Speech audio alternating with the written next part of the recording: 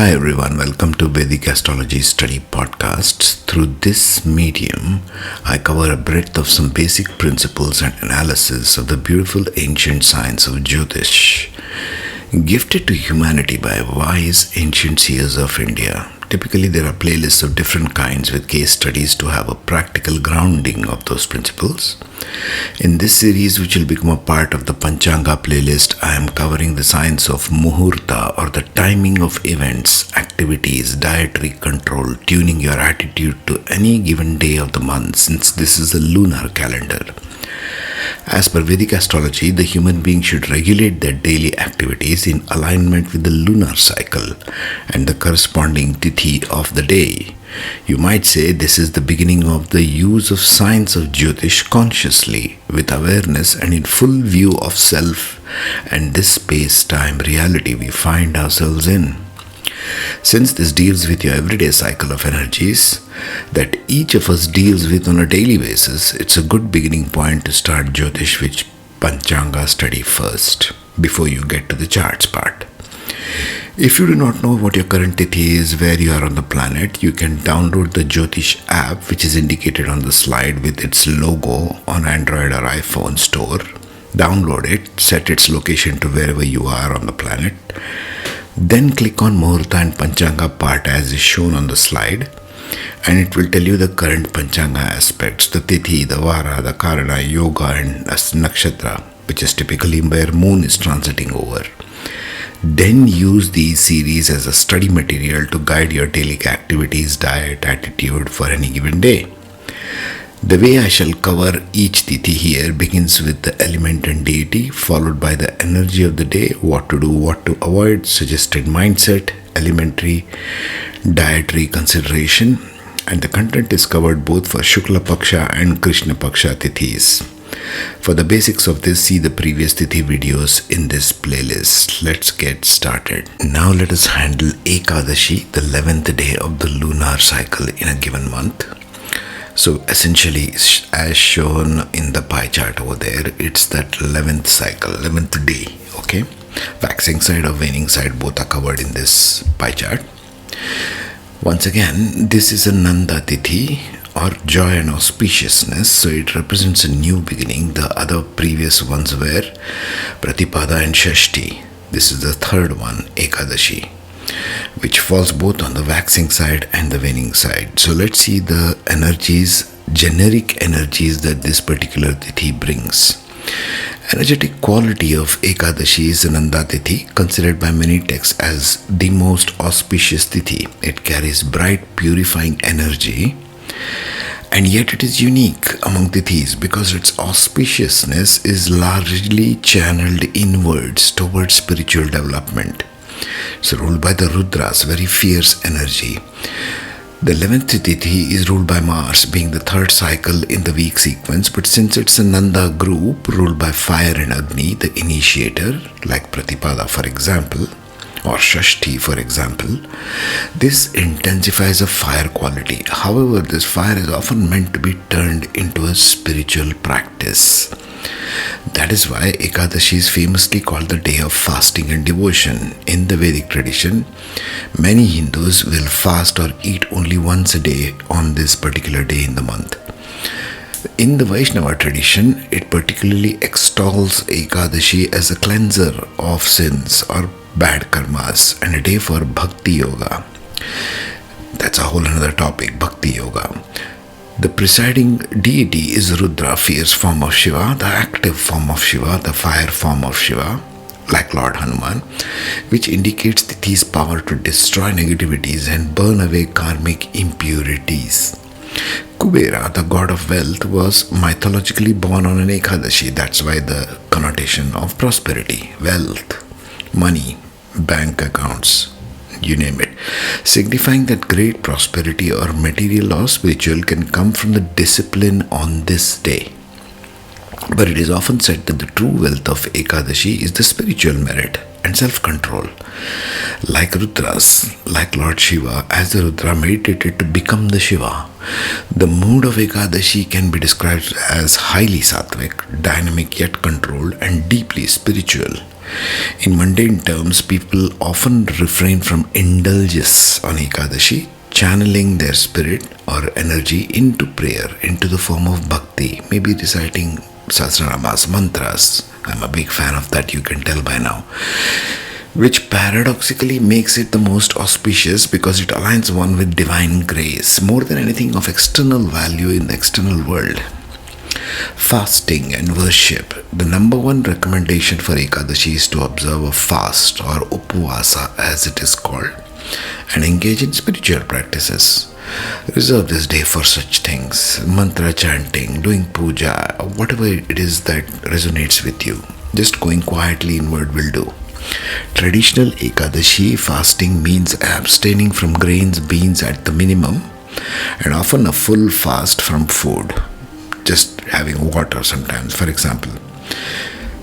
The thing about fasting you need to get is it gives you the space to disengage from the bodily needs and focus on the spiritual part. That's the underlying idea.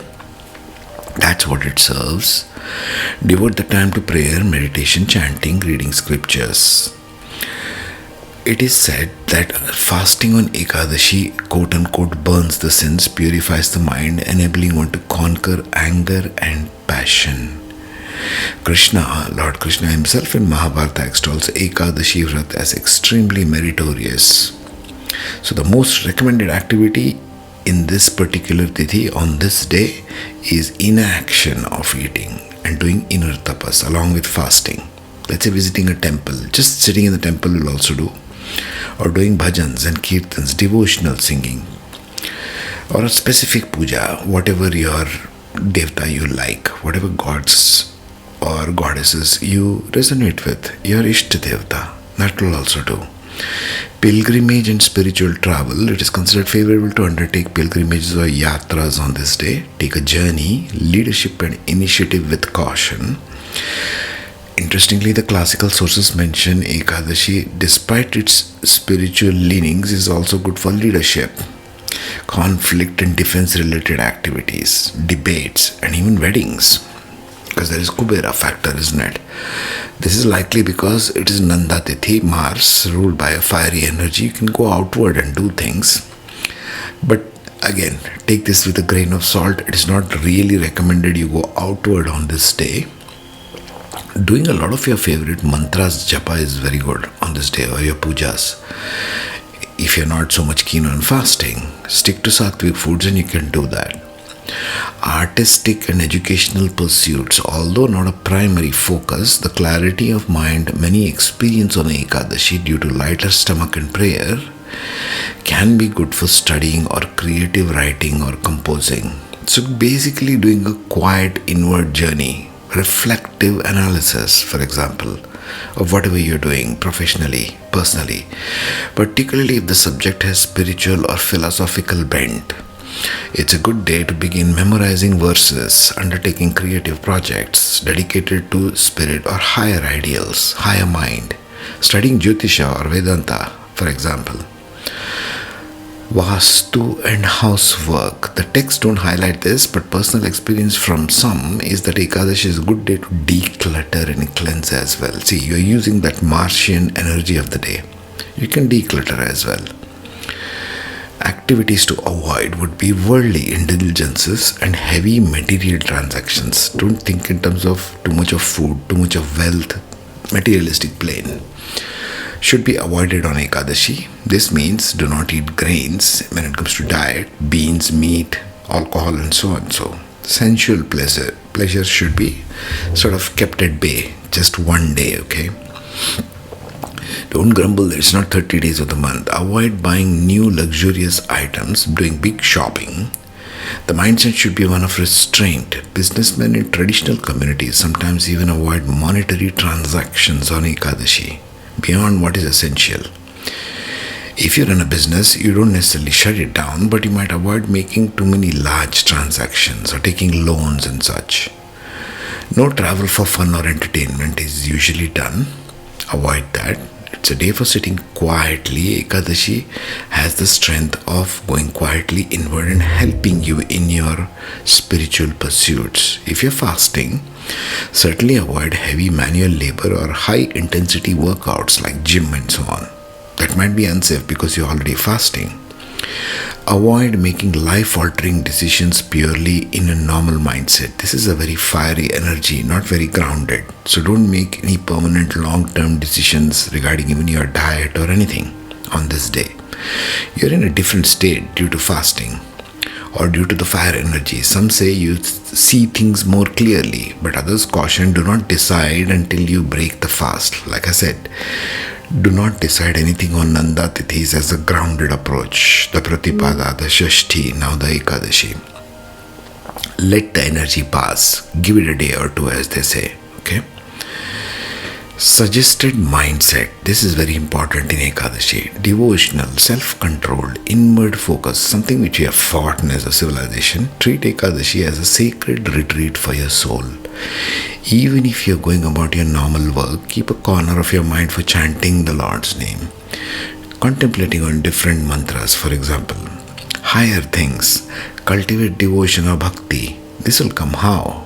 Only when you tune in and find out what the energy of the mantra or the deity is, isn't it?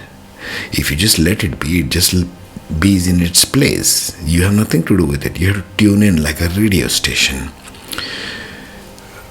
Replace hunger for food with your bhakti. It is very psychological in nature. Remind yourself you are not really fasting. You are feasting on divine love. For example, turning the point of view around. Maintain an aura of peace and forgiveness. Interestingly, because people fasting might be irritable because stomach is grumbling, consciously practice patience. That's the idea of fasting. Self-control, the mental mind chatter control. If someone provokes you, mentally say, peace, it is Ekadashi, and let it go, for example. Adopt a simple, grateful mindset. Again, something which we have forgotten. We get too many things that deliver to our doorstep these days, so people have forgotten the value of what it took to bring that, isn't it? Grateful. Be grateful for whatever you have. Detachment is a key lesson of Ekadashi. Be mindful and introspective. If you're fasting can bring up mental impressions or desires. Watch them, learn from them. Also, it will be a good idea to ask, what is it I'm really desiring from this? Because everything material, you're desiring something as a feeling, as an outcome, isn't it? That's why I give more importance to Tithi. It's the emotional body. You're looking to derive some sort of an emotional outcome or an emotional fruit, so to speak. Examine that. Be mindful and introspective. Integrity and a service attitude. An Ekadashi leader is ideally a servant leader, not ego-driven. Encourage others gently.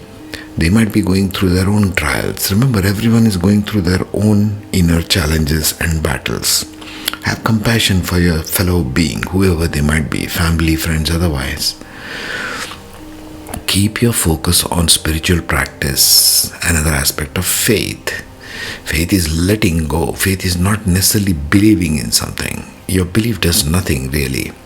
You need to recalibrate to what is there already. The mindset should remain positive and loving, kindness on this day. It's a day of mercy. It's a day of forgiving others. It's a day to elevate yourself, to burn out the seeds of karma. Karma is burnt in the fire of spirit, your own spirit, really speaking, provided you decide to engage with such kind of devotional activities. Be devoted to yourself. What is the real self? Who is the one listening to this? What do I really want from life? All these deep questions is good on this day. The diet from the Ayurvedic perspective. Ekadashi is primarily about fasting or dietary restraint. So avoid everything heavy like grains and beans, any heavy foods. There is a lot on fasting which I shall go through on my notes. Nirjala Ekadashi, complete fast with no food or water. This is usually done in Vedic tradition by many people. These are categories. Sunrise to next sunrise. This is very intense and recommended if you are only healthy and used to fasting. Don't try this like a stunt. Water only fast. You drink water, maybe with a little lemon, but no solid food. This is also more doable for many. Herbal teas can also count. Falahara, or having only fruits, like fruit juices, milk, yogurt, nuts. Okay, those kind of. One meal fast. Do some sattvic meal from sunrise to sunset. This is what usually people do who are going to work and other things. They have once a day. Hydration therefore becomes extremely important. You don't want to deprive your body of essential minerals, so you hydrate frequently. And take some cumin, coriander, fennel tea, that kind of a soothing, gentle energy for the stomach, since it's fasting. Managing hunger and energy. If you feel weak or dizzy, it's okay to take something like few raisins, a spoon of honey in water, or some fruit. Take some sugar. Have some sugar at hand if you're fasting. There's a lot covered in my notes about fasting because this is very dominantly popular in Vedic tradition to fast on this day. Breaking the fast. Very important to take some tulsi water or amla Indian gooseberry, as they help revive digestion gently.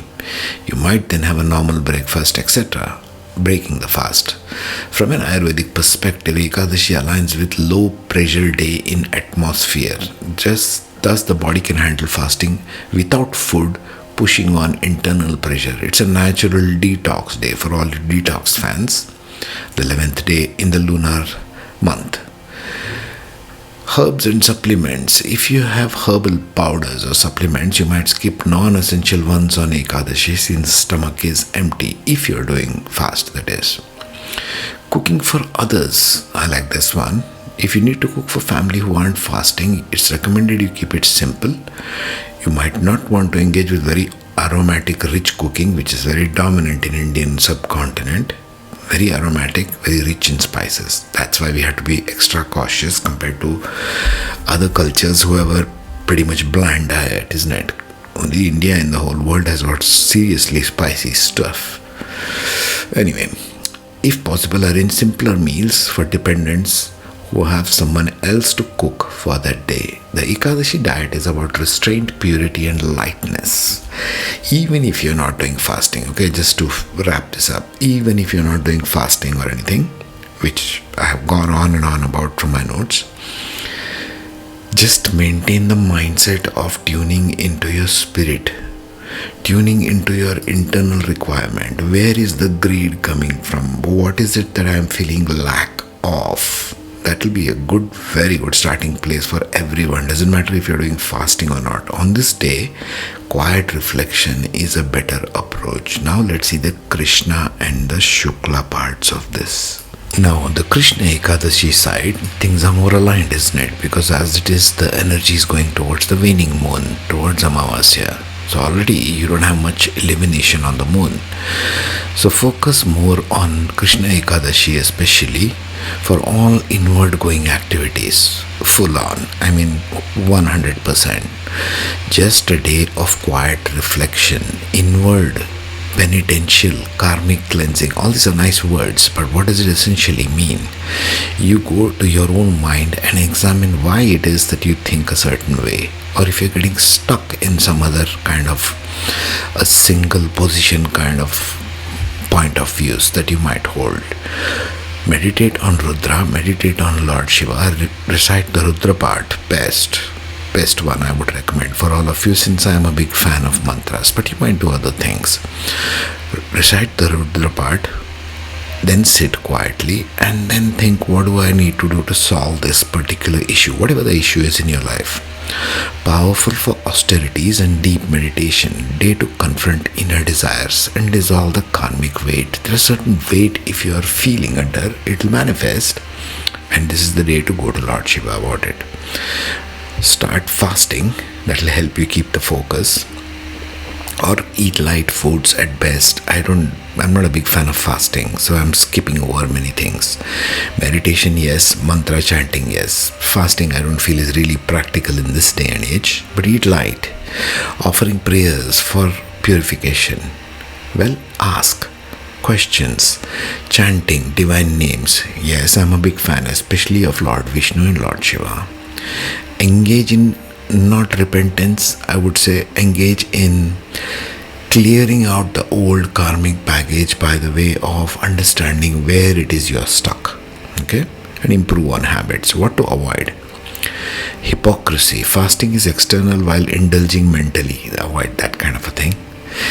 This is why I'm not a big fan of fasting, because mentally your mind games are still going on while you're externally pretending to fast. This goes on a lot in India of the present day. Negative speech, anger or conflict, avoid that. Breaking vows without awareness, that's again all the negative stuff. So this fasting thing was on a day and age when this whole science of Jyotish perhaps was used as a way of living, not necessarily theory in some textbook. This was a way of life once upon a time. No longer these days. It's all Rahu Ketu, it's all money and bank balance and ordering things, food from, online or whatever. Anyway, never mind. Suggested mindset. Patience, penitence, humility, all good things to do. Surrender. Surrender as in surrender your own mental mindset. Just ask and be open to receiving answers from the universe. Focus inward on clarity and spiritual insight, your own spiritual insight. See, austerity as a gateway to liberation. Diet, again, have very, very light foods. Whenever the cycle of moon is going towards Amavasya, you keep on reducing the diet, typically. Have very light meals, generally speaking. Next, we shall deal with Dwadashi, the 12th day of the lunar cycle in a lunar month.